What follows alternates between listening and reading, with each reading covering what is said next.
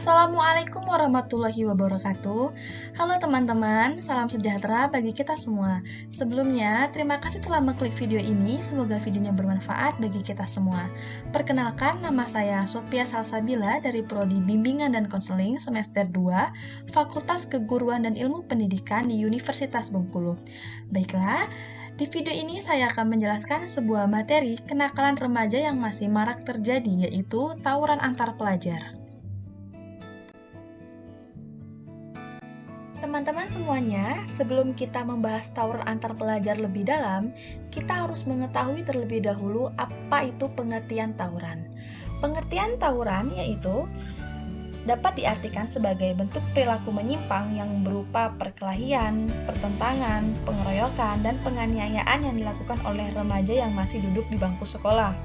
Sedangkan dalam Kamus Bahasa Indonesia, tawuran dapat diartikan sebagai perkelahian yang meliputi banyak orang, sedangkan pelajar adalah seorang manusia yang belajar.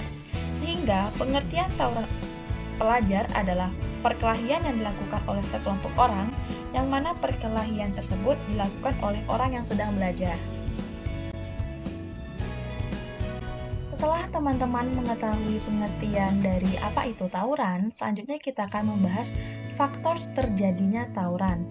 Faktor terjadinya tawuran di sini ada faktor internal dan faktor eksternal. Pertama-tama kita akan membahas faktor internal terlebih dahulu. Faktor internal ini terjadi di dalam diri individu itu sendiri, yang berlangsung melalui proses internalisasi diri yang keliru dalam menyelesaikan permasalahan di sekitarnya, dan semua pengaruh yang datang dari luar. Selanjutnya, faktor eksternal. Faktor eksternal adalah faktor yang datang dari luar individu, yaitu seperti faktor keluarga, faktor sekolah, dan faktor lingkungannya. Selanjutnya, dari faktor terjadinya tawuran tadi, kita mengetahui penyebab terjadinya tawuran. Penyebab terjadinya tawuran yang pertama yaitu dari dalam, seperti sekolah. Di sekolah, kurangnya ketegasan dalam penegakan disiplin dan peraturan. Yang kedua yaitu guru. Figur guru masih dipandang sebagai penghukum, keterbatasan peran guru untuk lebih banyak terlibat. Yang ketiga yaitu kegiatan belajar. Banyak terdapat jam-jam kosong, kurangnya kegiatan ekstrakurikuler, dan sarana penyaluran minat. Selanjutnya yaitu hubungan orang tua sekolah. Terbatasnya wawasan orang tua mengenai pendidikan. Yang terakhir yaitu masyarakat sekitar. Preman ikut memanasi dan membantu tawuran. Dukungan masyarakat sekitar sekolah yang punya ikatan emosional dengan sekolah yang terlibat tawuran.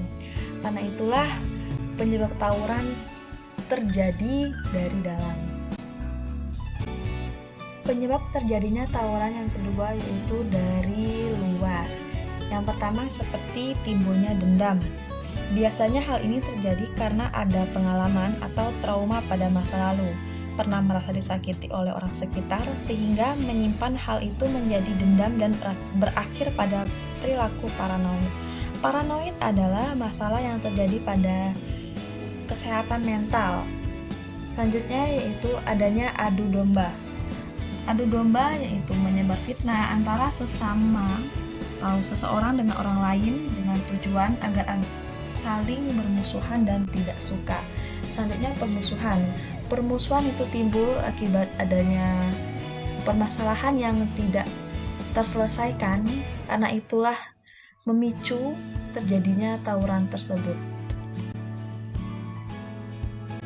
Selanjutnya yaitu dampak dari tawuran. Dampak dari tawuran yang pertama yaitu adanya kerugian fisik. Kerugian fisik pelajar yang ikut tawuran memungkinkan akan menjadi korban, baik itu cedera ringan, cedera berat, bahkan sampai kematian. Dampak yang selanjutnya yaitu masyarakat sekitar. Masyarakat sekitar juga dirugikan, contohnya rusaknya rumah warga apabila pelajar yang tawuran itu melempari batu dan mengenai rumah warga. Yang ketiga yaitu waktu belajar, terganggunya proses belajar mengajar. Yang keempat yaitu menurunnya moralitas para pelajar. Yang kelima yaitu hilangnya perasaan. Hilangnya perasaan para pelajar seperti peka, toleransi, tenggang rasa, dan saling menghargai. Yang terakhir yaitu timbulnya trauma. Dari dampak tawuran tadi, berikut ada beberapa solusi yang bisa diberikan kepada para murid yang sering tawuran. Gambar yang pertama yaitu, seorang guru harus memberikan pendidikan moral untuk para pelajar. Gambar yang kedua, menghadirkan seorang figur yang baik untuk dicontoh oleh para pelajar. Di gambar yang ketiga yaitu, orang tua bisa memberikan perhatian yang lebih untuk para remaja yang sejatinya sedang mencari jati diri. Di gambar yang terakhir yaitu memfasilitasi para pelajar untuk baik di lingkungan rumah atau di lingkungan sekolah untuk melakukan kegiatan-kegiatan yang bermanfaat di waktu luangnya, seperti mengikuti ekstrakurikuler yang ada di sekolah atau mengikuti kegiatan-kegiatan yang ada di sekitar rumah seperti kerohanian, seperti itu.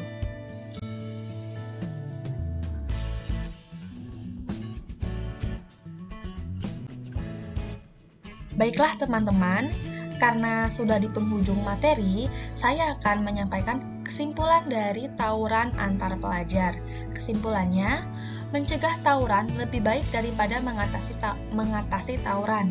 Untuk bisa mencegah terjadinya tawuran, maka berbagai penyebab tawuran seperti keluarga yang tidak harmonis, sekolah yang tidak menjadi pusat pencerahan, penyadaran, pembinaan dan pembentukan manusia yang terdidik dan berakhlak mulia yang mencintai Allah Subhanahu wa taala, kedua orang tua, para guru, karyawan dan masyarakat harus menjadi PR bagi seluruh masyarakat untuk dibenahi.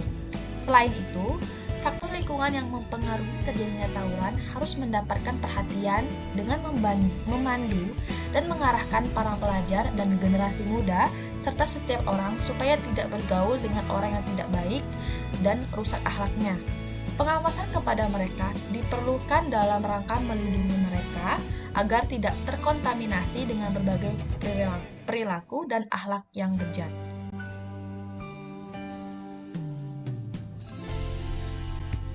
Baiklah teman-teman, itu saja materi atau informasi yang bisa saya berikan mengenai salah satu kenakalan remaja, yaitu tawuran antar pelajar. Terima kasih telah menonton video ini sampai selesai.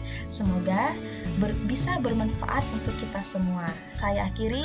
Wassalamualaikum warahmatullahi wabarakatuh. Dadah semuanya.